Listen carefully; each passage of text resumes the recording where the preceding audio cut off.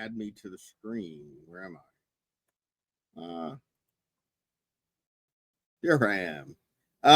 Yeah, a little preview there. Have a little talk about Archer. Mentioned it on Monday, and want to just go a little more details.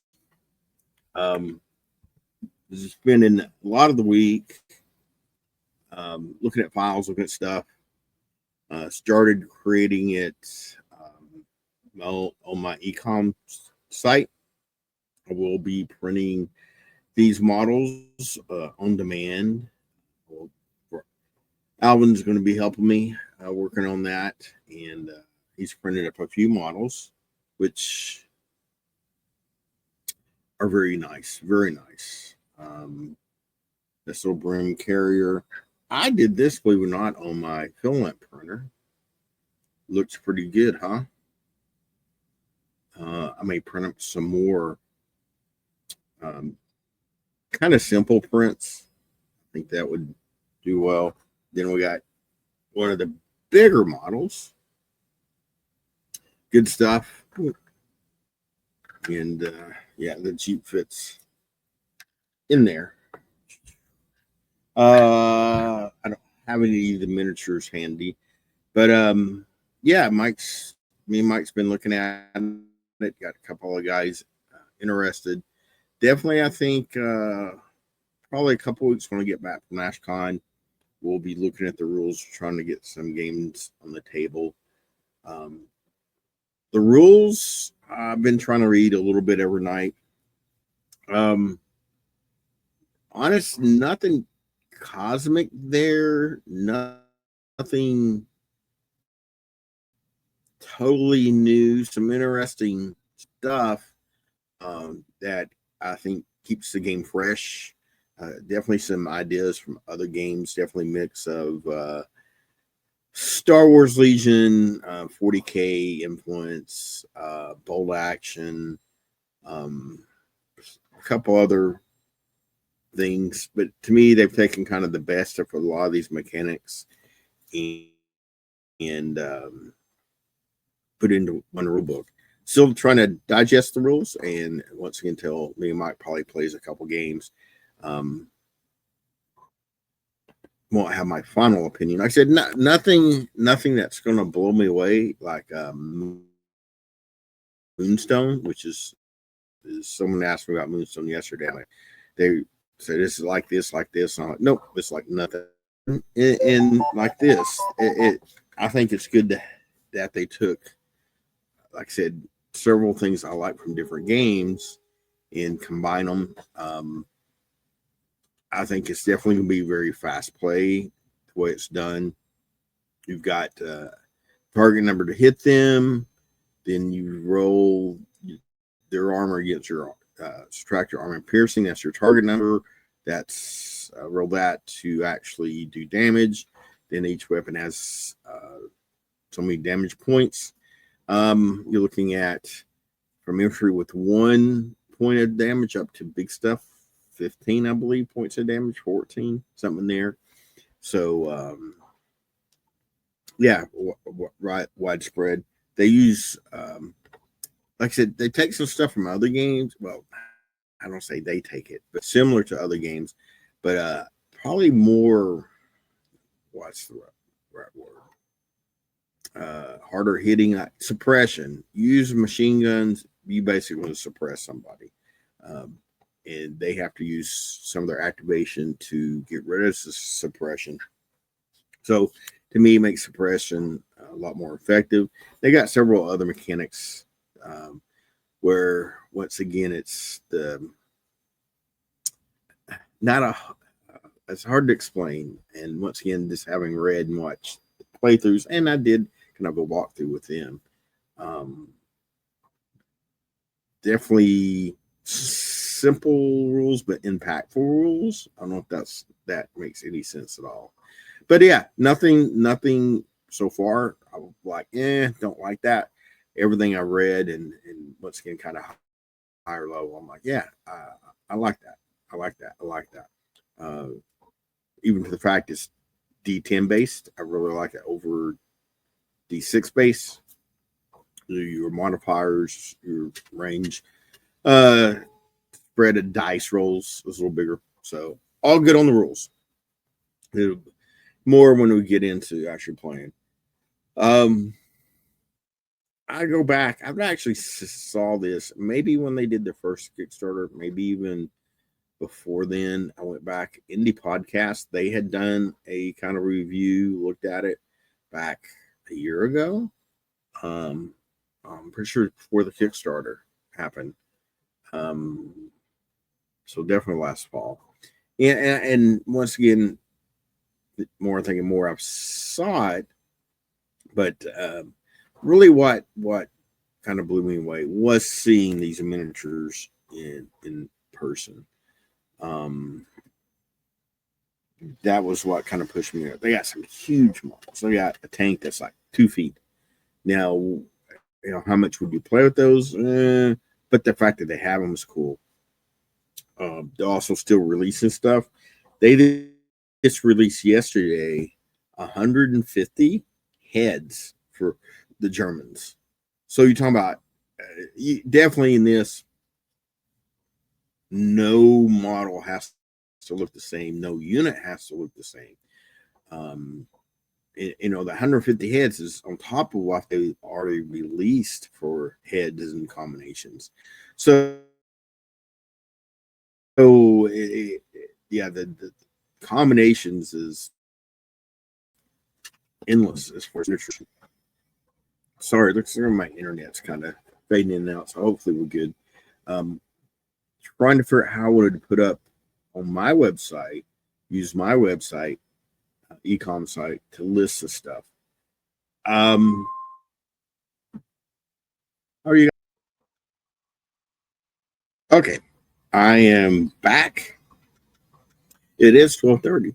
So yeah, nothing like have a good little sale right at when you open. So where was I with Marcher? I keep saying Mercher, but it's Marcher. Oh well. Yeah, the combination. I can do a matrix, but it's more like a simple matrix. Like if you have t-shirts, you have red, blue, green, and then you have different sizes. You can do that. It's not super easy. It can be done. I may go back and look at that some more. But once again, with Marcher, it quickly became more than just colors and sizes. It was weapon type, body type, head type, other options. And it was just, it really became, easy on some of the infantry. 27 different combinations. And how do you list that on the website? So basically what I'm doing is I'm taking their picture, and that's going to be the base unit. I'm giving some optional heads, more hats, if you will, and some extra weapons so you can customize. But basically, it's a core unit. And then I just putting on there, hey, if you want custom and want something different, shoot me an email. I'm not for sure how else to do it via the website, and keep it simple without me taking a month to enter stuff in. Because it's doing, like I was doing the little broom carrier. I got 3 different options. That's pretty easy to do because I can copy and paste and just change 1 or 2 words. So like change the main gun of that, 3 main guns. The bigger tanks, I probably will just include that in the cost you get. Like say it has 3 or 4 gun options because you can magnetize them. You get the body and then you just get 4 guns, and that's included. So I won't have to list those multiple times. But it goes back to them releasing 150 German heads. How the heck? I forget how many actually different types they have, and I am pulling up. See if I can find it right quick. Nope. See if it's this one. Here we go. Yeah. Said I'm doing commercial license for this, and see if I can say some of these real quick. See what format they're in. Yeah. See. I'm gonna do a couple of these just to kind of give you an idea what we look at, and I don't know how many. I said you'll get the here. Save more. Here's, you didn't know you were going to get a lesson in StreamYard either, did you? Be 2 more seconds. And which one is that? Here's some models. Pull those up. That's the British automatons. Basically, most of their units have 2 core weapons. This is a machine gun, guys. You can also make them kind of core rifling, but even with that, you see the bottom and the middle, the big weapons. They actually have other weapons, like support weapons, if you will. This is that one of their small tanks. Most of their tanks have 3 to 4 main weapons.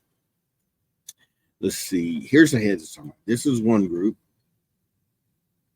and mainly they change it by the hat they're wearing, or headdress, because sometimes it's not a hat, it's other stuff. And then is that the same? There's that. Here is the other one coming. Once again, I think it's so cool that all these are definitely changeable. Once again, you can go with all gas masks, different hats. You can go with different all hats with different poses. Here's another. And once again, they'll have, like simple, the ones on the left have no crest, and then the 2 middle rows have crest. And yeah, it becomes very interesting. So I will continue to think and work on my website, and I'm shaking the camera more. Their artwork is interesting. Called it's diesel punk, so think steampunk, but not quite as fantasy type. It's actually most of their stuff is based on real world stuff that could be used. This case is you're looking for one of their blimps. Now, once again, I'm still reading through the lore, the background, but basically, from what I'm getting, it's World War II, but based on the World War I politics. And there was advancement in technology before the turn of the century. So 1850s and through the 1880s or such, there are huge advances in technology. So they have almost modern weapons by the time you get to the 1930s. But once again, the World War II didn't happen. So you still got the Holy Roman Empire. It's not the Germans. It's Holy Roman Empire, and same thing. It's the Japanese Empire. But yet, when they change up alignments and stuff, so you're fighting basically World War II with advanced weapon based on World War I politics, if that makes any sense at all. It makes it very interesting. I'll tell you that much from my reading. They've done a good job. They got a lot posted up there. I will leave a link in the comments. I didn't make a banner for their stuff. Said excited to get more into this, and as I get more into it, the more excited I get. So I think they definitely have a unique game, solid rule set. Said more on that once we start playing. Highlight is definitely the miniatures.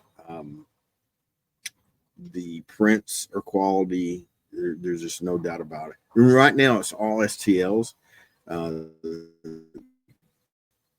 thing that kind of got me when I heard them talking, kind of caught my attention. The Americans will be coming to Plastic via War Games Atlanta first.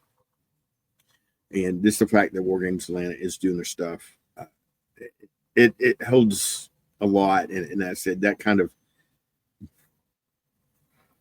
got my attention from the retailer side aspect. I've never had the desire to print minis, but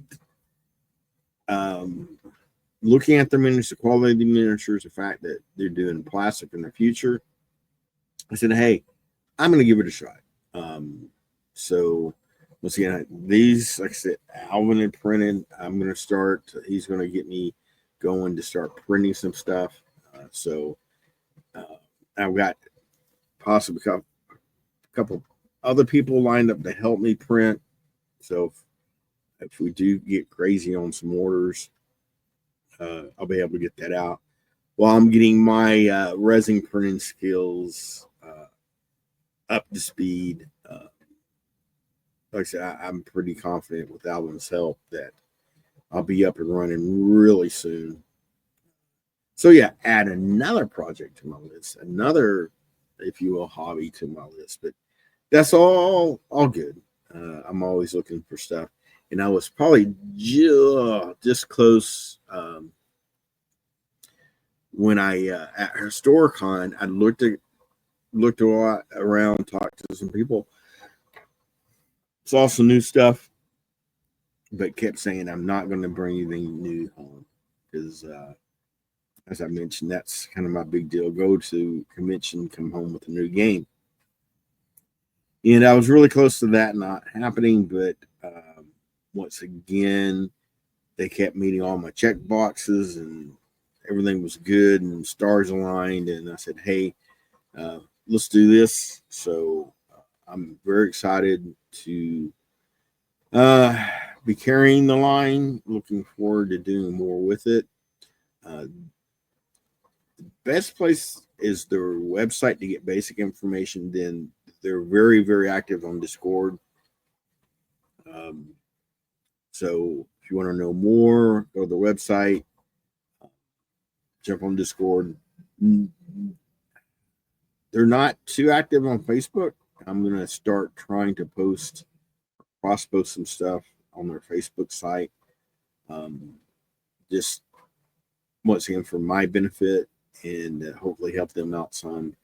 And because as I find stuff I like, something new, something interesting, I'll probably post it on my Facebook site and their Facebook site just to help get the information out there.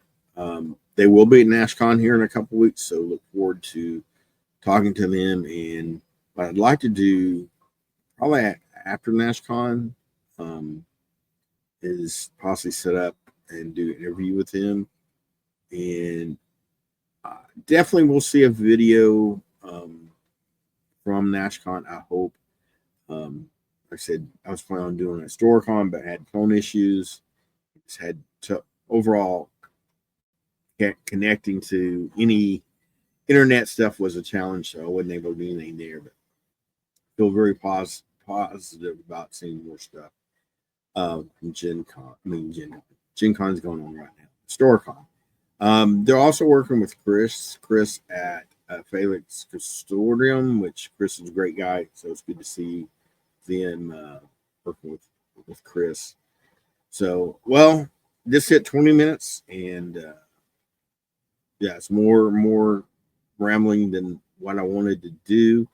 But yeah, I'm excited about this game, this project, and looking forward to seeing where it goes. So, with that, I'm going to head out and get some stuff done on this Friday. Thanks for listening, and we'll see you hopefully Monday.